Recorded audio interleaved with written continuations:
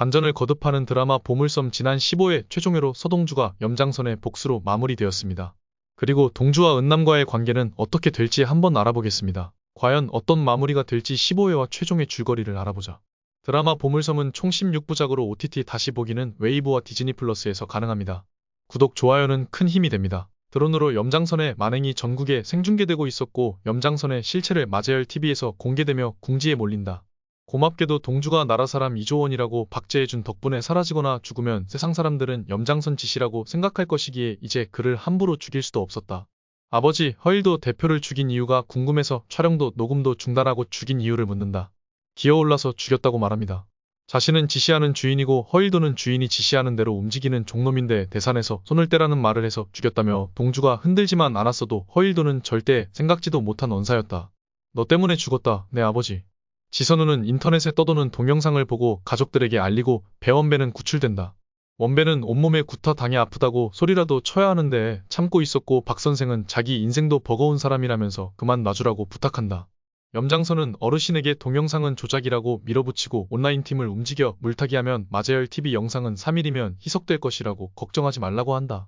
서상무를 건드리면 선전포고라고 생각하겠다는 경고에도 그를 죽이려고 해서 분노한 어르신은 이조원을 눈앞에 갖다 놓으면 그의 존재조차 모른다고 할 거라고 하는데 염장선은 그보다 마르지 않는 화수분이 될 대산을 주겠다고 딜을 한다.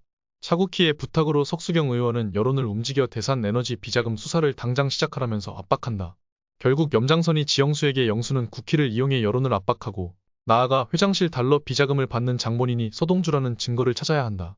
서동주는 차강천 회장을 찾아가 대산 에너지 대표가 되겠다고 선언한다. 선우의 장래를 맡길 사람 염선생보다 자신이 낫다며 염선생은 자신에게 유리하기만 하면 얼마든지 선우를 버리고 태윤을 택할 사람이었다.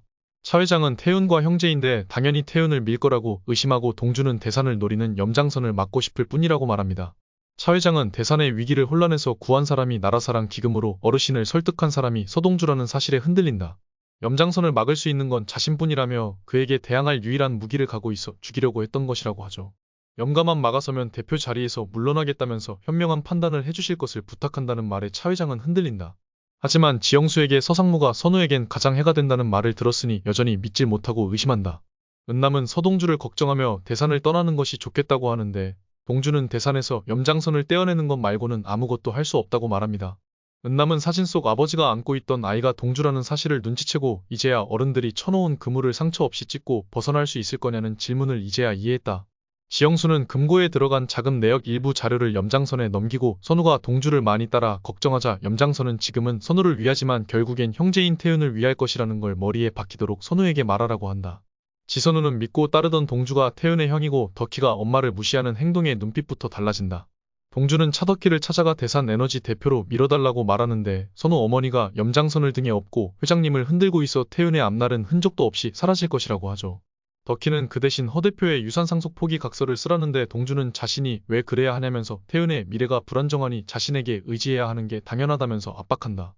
염가가 영수에게 받은 금고 자료를 언론에 흘리기로 했다는 소식을 접한 동주는 검찰에 증거를 제출하면서 선수를 친다.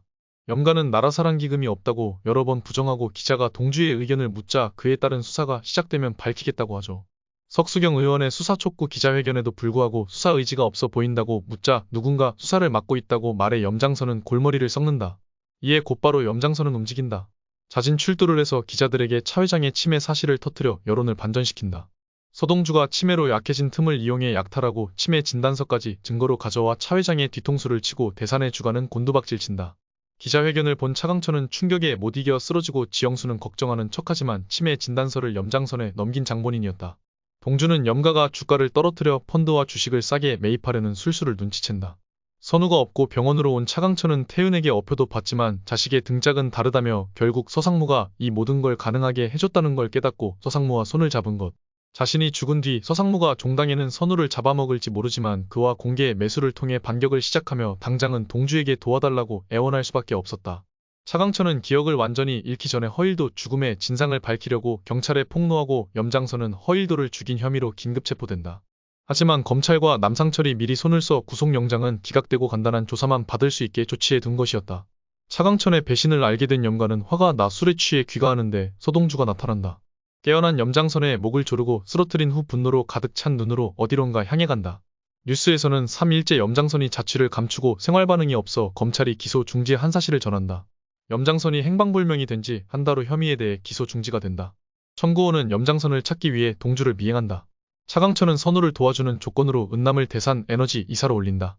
염장선이 사라지고 주총에서 서동주가 대산에너지 대표이사로 선임되고 대산에너지와 대산화학을 합병해 대산 ENC를 출범시키겠다는 깜짝 발표를 한다. 주총이 끝난 뒤 은남은 동주에게 염선생을 죽였는지 묻는다. 염선생 주변에 적들이 많아도 내가 1등이라면서 죽여야 된다면 내 손에 죽어야 된다면서 잘했다고 위로한다. 지영수는 서 대표에게 자신과 선우를 많이 도와달라고 부탁하고 선우는 뉴스에 나온 비밀금고가 진짜 있는지 묻는데 차 회장이 어딨는지 알려주고 밖에서만 보여주라고 한다. 순간 보이는 지선우는 잔혹한 눈빛을 띈다. 금고 비밀번호는 언제쯤 알 수 있냐는 질문에 차강천은 대산을 이끌 능력이 있는 사람만이 알 수 있다면서 서 대표에게 선우가 능력을 키울 수 있게 도와줄 거라고 하죠. 어릴 때 허 대표에게 태윤을 밀었다는 오해를 받고 혼난 후 올라오지 못해본 곳에서 은남은 태윤과 화해한다. 태윤은 어릴 적 은남이 엄마한테 허 대표와 짜고 아빠를 죽였다고 소리치는 걸 기억하고 있었고 은남은 오해였다고 말합니다. 배원배는 누명을 벗기 위해 의료 소송을 진행하는데 변호사가 염희철이었다. 자신감을 보이는 염희철은 동주를 보고 깡패가 동석한 자리에서는 도움을 줄 수 없다고 거부한다. 어릴 적 유일하게 두 사람이 쌍방폭행으로 같이 벌을 받아야 한다는 희철의 아버지인 염치선 교수가 가끔 생각났다. 만약 그때 염치선의 말대로 했다면 지금쯤 덜 한심한 새끼가 됐을 거니는데 희철이 인정하며 두 사람은 화해한다. 염선생의 실종된 지 1년이 지나고 송보연은 보는 눈을 의식해 기다리는 가족이 있다는 걸 알리기 위해 보상금을 3배로 올리고 넉넉하게 퇴직금을 챙겨주며 청구호를 해고시킨다. 실종된 지 1년 만에 하얀 백발이 무성한 염장선이 모습을 드러난다. 동주에게 납치된 염장선은 대산의 비밀 금고에 감금되고 족쇄가 채워진 채 지내고 있었다. 동주는 비밀 금고 안에 욕실을 만드는 등 치밀하게 복수를 계획했다. 염장선은 원하는 게 뭔지 묻는다. 아직도 멀었다며 조금 더 간절하게 물을 날이 올 때까지 기다리겠다고 하죠. 결국 죽을 것 같은 염장선은 1년이면 충분한 것 같다며 동주가 고문받던 그 건물을 주겠다고 제안한다. 그에게는 부족한 제안이었다. 결국 염장선에게 원하는 대로 전 재산을 기부하겠다는 계약서를 받고 염장선은 비밀 금고에서 벗어난다.